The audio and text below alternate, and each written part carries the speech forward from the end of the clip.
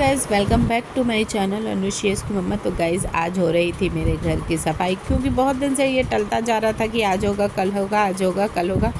और मेरी मेड ने मुझे एकदम परेशान कर दिया था। इसका नाम है रिम्मी और आरती। तो हम लोग इसका जो निकनेम है वही ले के बुलाते हैं रिम्मी। तो मैंने रिम्मी से कह के मैं थक गई थी कि रिम्मी आज सफाई कर दी जाए, कल सफाई कर दिया जाए, लेकिन ये माने कह रही थी आज होगा भाभी कल होगा। बट मैंने दृढ़ निश्चय कर लिया था कि आज तो मैं सफाई इनसे करवा के ही रहूँगी, क्योंकि रोज़ रोज़ टालने से काम बढ़ता ही जाता है। एक तरफ शुयस थे, दूसरी तरफ मैडम मेरी परेशान किए जा रही थी। फिर भी मैंने कहा कि नहीं आज तो सफाई हो के रहेगी। तो ये मैंने किचन ओटीएस जो हमारे कमरे से सटा हुआ है ना, उसको हम ओटीएस बोलते हैं। तो मैं इसको पूरा खाली कर देती हूँ। मैंने कहा मैं खाली कर देती हूँ, उसके बाद तुम साफ़ करना। तो खाली करने के बाद मैं चली गई थी किचन में। और ये खुशी ना इतना परेशान करती है भाई साहब, सफाई के टाइम किचन में पीछे पीछे चली जाती है। तो मैं आ गई थी किचन में। तो मैंने अपना जो दूध आ गया था तो मैंने उसको बॉयल करने के लिए चढ़ा दिया था, और अपना ब्लॉग भी शूट कर रही थी मैं।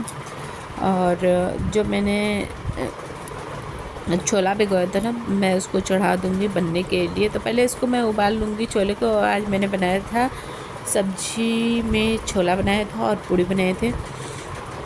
तो मैं इसको उबालने के लिए थोड़ा सा नमक डाल दूँगी। मैं बहुत सिंपल सा छोला बनाती हूँ। बहुत से लोग चाय पत्ती और सारे मसाले इसी टाइम डाल देते हैं उबालते टाइम, तो बट मैं ऐसा नहीं करती हूँ। मैं एकदम सिंपल सा नमक डाल के उबाल लेती हूँ, और जितने भी मसाले रहते हैं उसको बाद में डालती हूँ। तो ये मैं अपना कुछ ढूंढ रही थी तो कैमरा के बाहर चली गई थी। तो फिर क्या था, मैं आ गई फटाफट अपना किचन का काम निपटाने के लिए। तो मैंने जो चना और मूंग भिगोया था, मैंने सोचा पहले उसको मैं धुल के फ्रिज में रख देती हूँ, तभी अंकुरित होगा। तो मैंने फटाफट पहले चना और मूंग को धुला और उसको 2 टिफ़िन में स्टोर करके मैं ले जाके फ्रिज में रख देती हूँ। और गैस उसका पूरा पानी निकाल लेना चाहिए, नहीं तो नीचे पानी रहता है ना तो वो सड़ जाता है। तो मैंने 2 टिफ़िन में कर लिया था चना और मूंग। अब मैं इसको ले जा रही हूँ फ्रिज में रखने के लिए। तो ये मेरा चना है, इस चने को मैं भी रख लूँगी टिफ़िन में। और टिफ़िन में रखने के बाद एकदम कायदे से इसका पानी निकाल लेना चाहिए, और दोनों टिफ़िन को मैं क्लीन करके ले जाऊंगी फ्रिज में लगा दूंगी। क्योंकि कपड़े में बांध के रखी है ना, तो कुछ कुछ कपड़ों में बांध के रखी है। जब मैंने पहले बांध के रखा तो वो सूख गया था, तो मैं ये फ्रिज में ले जा के रखाई। ये भाई साहब आते हैं, शुयस भाई साहब इतना ये सवाल करता है ना, इतना सवाल करता है कि मेरा दिमाग ख़राब कर देता है। ये कैसे होगा, वह कैसे होगा। तो एक तरफ मेरी बन रही थी मलाई को मैं जला रही थी, दूसरी तरफ मैं आ गई थी अपना छोला बनाने के लिए। तो जल्दी जल्दी मैंने सारा काम निपटाया। और मुझे आज लगानी थी बाल में मेहंदी, तो मैंने गए किचन में ही बाल में मेहंदी लगा ली। तो पहले मैं छोले को निपटाऊंगी। छोले के प्याज का फ़ौरन दूंगी मैं, जीरा नहीं डालूंगी, जीरा स्किप कर दूंगी मैं। तो ये मैंने प्याज डाल दिया। और एक तरफ मलाई चढ़ी हुई थी ना, ज़्यादा दिन की जब मलाई हो जाती है ना तो स्मेल करने लगती है, इसलिए मैं हर 15 दिन पे मलाई को यूज़ कर लेती हूँ। फिर मैंने उसके बाद काटा और टमाटर, फटाफट टमाटर और प्याज का फ़ौरन दिया उसमें। फिर मैंने जितने भी मसाले थे मैंने सारे मसाले इसमें मिला दिए। फिर लास्ट में मैंने डाला एवरेस्ट का छोला मसाला। और वैसे मुझे तो लगता है कि ना एवरेस्ट के जितने भी मसाले की वैरायटी है ना वो बहुत ही अच्छी होती है। मुझे इसके अलावा कोई भी मसाले समझ ही में नहीं आते।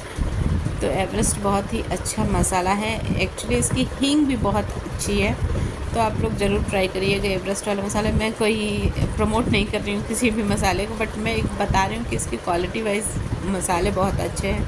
तो मैंने इसमें डाल दिया नमक और छोला डाल दिया। अब मैं इसको बंद कर दूँगी, तब तक मेरा बन जाएगा छोला। उतनी देर में लगा लूँगी मैं अपने बालों में मेहंदी।